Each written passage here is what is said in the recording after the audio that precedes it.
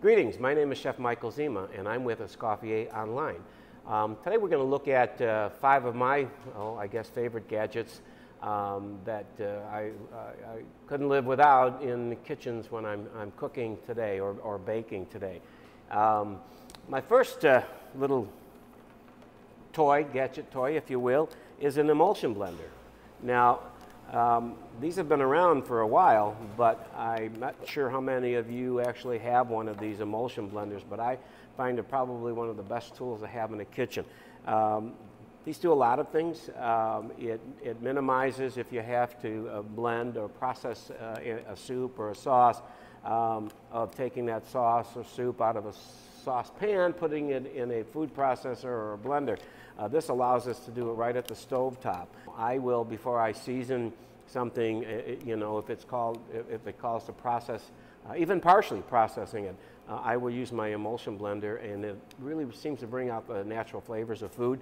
Then I'll season it. The other thing is it allows us to thicken items, again, like a stock or like a soup or a sauce, and minimizes us having to use a roux or a thickening agent that really you know, just adds more calories to that particular recipe. The other thing, second thing that I really enjoy is my fire-resistant spatula. What I like about these is, number one, it's not going to scratch my pan.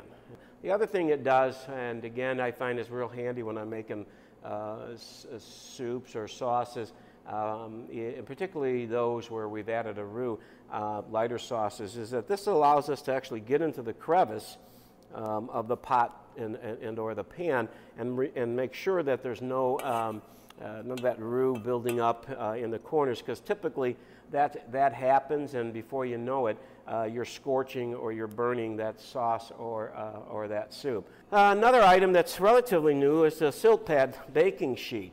Now, you know, this is made of silicone, and it's very pliable, and you wouldn't think that you'd be able to stick this thing in the oven without it melting, but that's exactly what they're designed for. You know, in lieu of parchment paper, you know, this silt pad can be used, you know, particularly in baking. It's probably used more so there in baking and pastry. It's stain resistant, okay? Which basically means that you know, whatever I'm baking or making, you know, it wipes off pretty readily.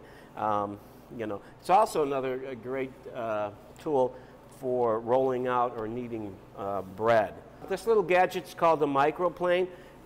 You know, and before I guess these became popular, typically if we wanted to grate something, you know, or zest oranges or lemons or limes, we typically would have to use a big old box grater and, you know, kind of grate it. With this Microplane, you basically can just grate right into your saucepan or right into your bowl.